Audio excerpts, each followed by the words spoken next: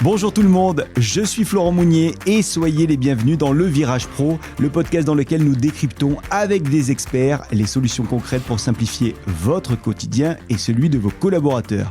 Pour ne plus subir vos déplacements mais les piloter, vous êtes dans Le Virage Pro.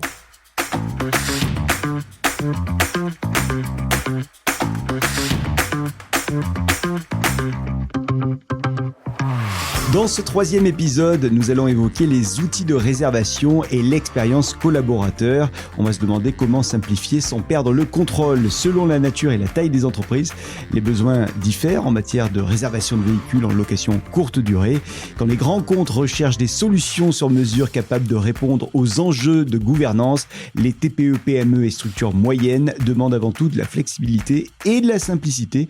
Et à ces besoins très diversifiés répondent de nombreuses plateformes de réservation en constante évolution. Et afin de comprendre ces outils et en tirer le meilleur parti, nous avons invité deux spécialistes qui conseillent au quotidien les entreprises sur le sujet. Mickaël Page, responsable implémentation chez Europcar, bonjour. Bonjour. Et Nicolas Aubert, directeur grand compte chez Europcar, bonjour. Bonjour.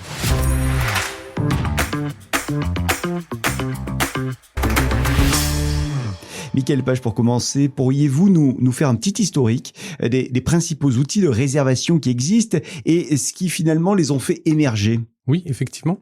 En fait, principalement, ce qui a changé dans ces outils, c'est que tout était historiquement centralisé auprès d'une personne dans une entreprise. Et aujourd'hui, on a ouvert finalement ces utilisations, ces outils sur le voyageur, le conducteur de véhicule. Et donc, l'expérience client a changé vraiment du tout au tout.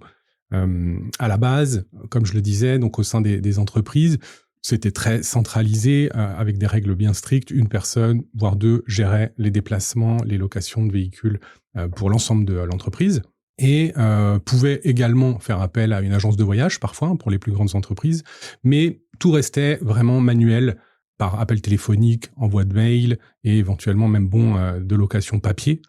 Et donc ça, même quand une personne utilisait un outil de réservation, ce qui existait bien entendu déjà à l'époque, c'était toujours une seule personne, voire deux, pour l'ensemble de l'entreprise. Ce qui a changé vraiment, c'est les usages que nous-mêmes, en tant que particuliers, on a fait sur les plateformes de consommation, telles que Amazon ou Booking.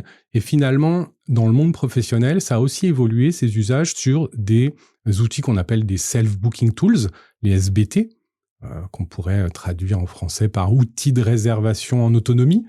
Et donc finalement, là, le changement a eu lieu où l'utilisateur, le conducteur final, était la personne qui allait réserver et qui allait être dirigé tout au long de son parcours de réservation, tout en suivant la politique, bien entendu, voyage de l'entreprise.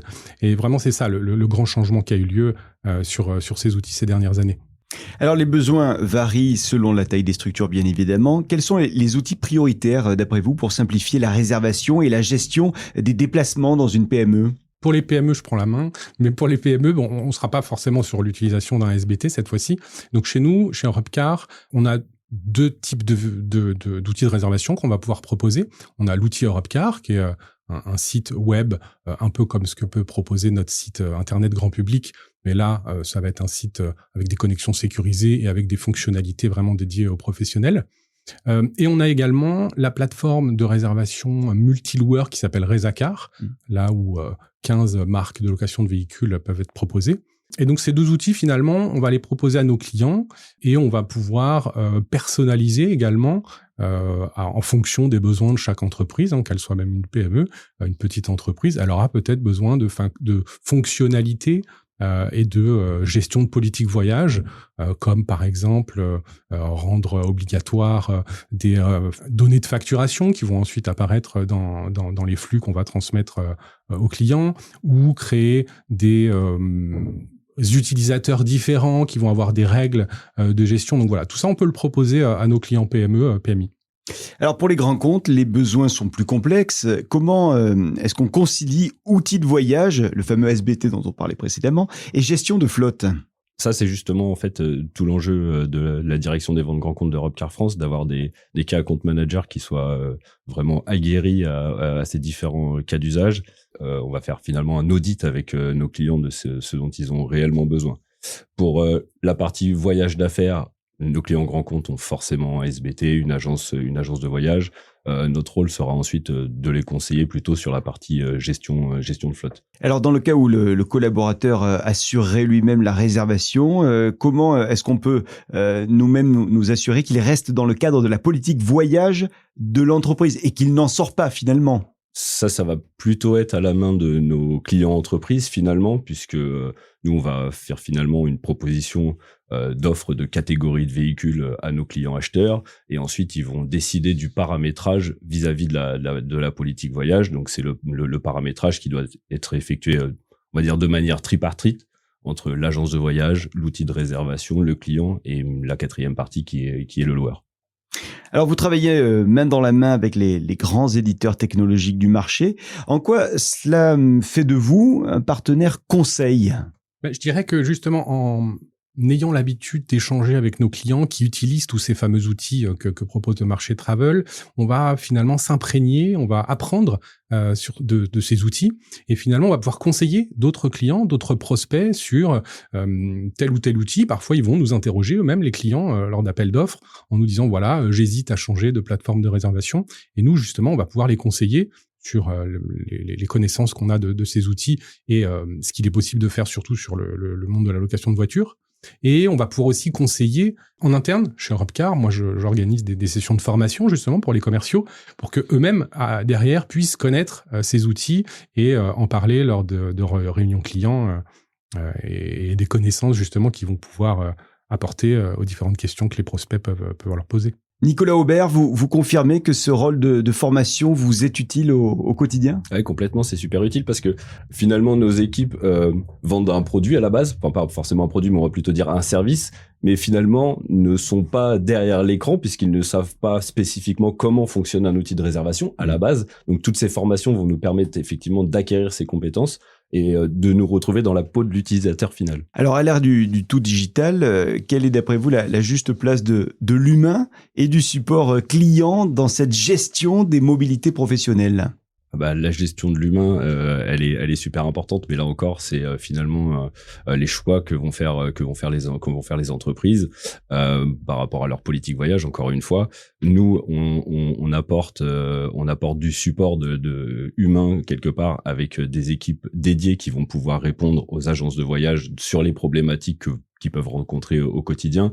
Faut savoir que nous, on va pas être en direct en relation avec le client utilisateur. Finalement, lui, sa première porte d'entrée, ça va être de solliciter son agence de voyage.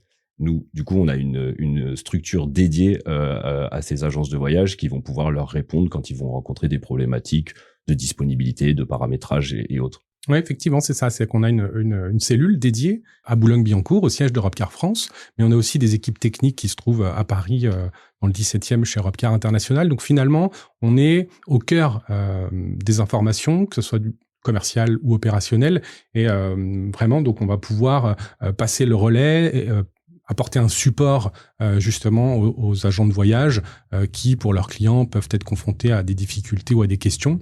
Et vraiment, ça, c'est notre rôle vraiment au quotidien dans mes équipes implémentation. Et en finalité, l'humain, il va également intervenir puisque, en bout de chaîne, le collaborateur de nos clients va se retrouver face à nos agents au comptoir. Et c'est là que l'humain, effectivement, il a tout son rôle également dans le conseil. Quand on parle effectivement de mobilité, notamment électrique, avec la location de véhicules électriques, il faut pouvoir apporter des conseils. Les collaborateurs peuvent encore avoir des réticences à l'utilisation parce il reste certaines contraintes.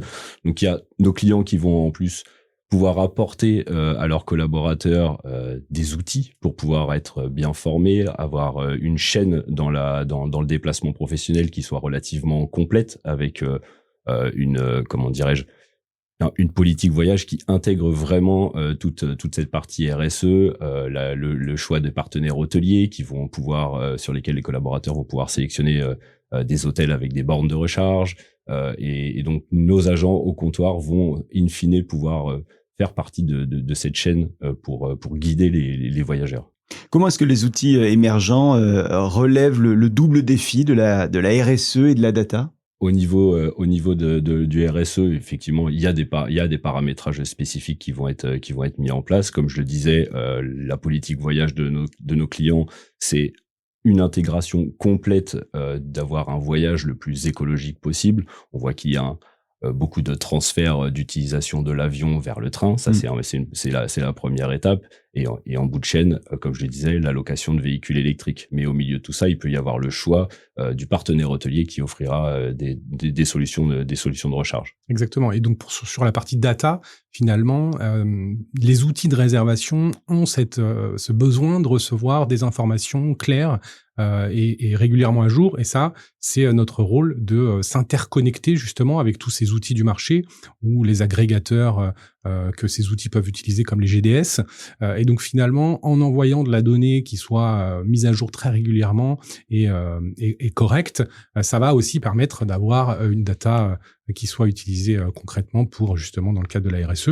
Les véhicules, par exemple, on envoie des données sur la typologie de véhicules. Il y a des nomenclatures standardisées qui vont permettre de définir la catégorie de véhicule, sa consommation, sa motorisation. Et finalement, en envoyant ces données de manière régulière à ces plateformes, l'utilisateur va pouvoir avoir l'information en amont et dans le cadre de sa RSE, justement. Alors, pour celles et ceux qui ne savent pas ce qu'est un GDS, Michael Page, c'est quoi un GDS ? Ah oui, pardon, effectivement.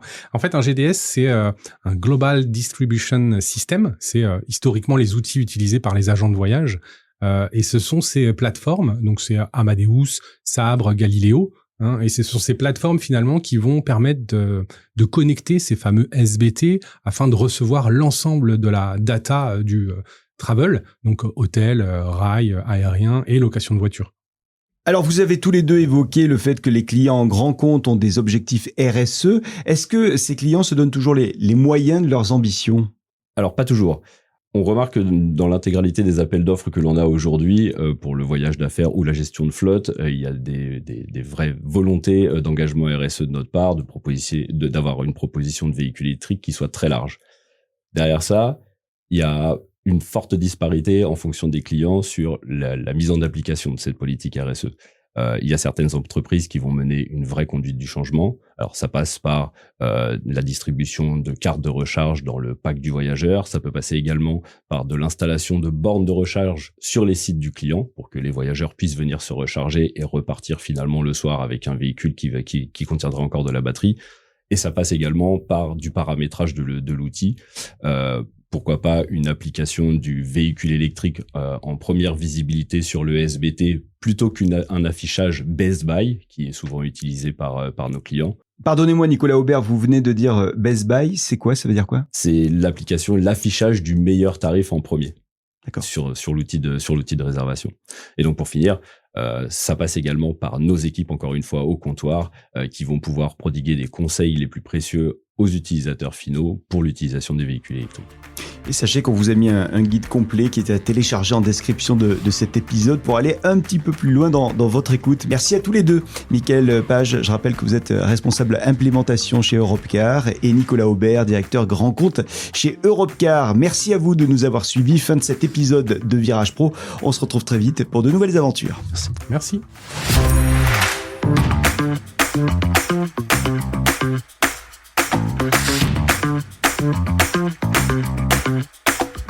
Merci.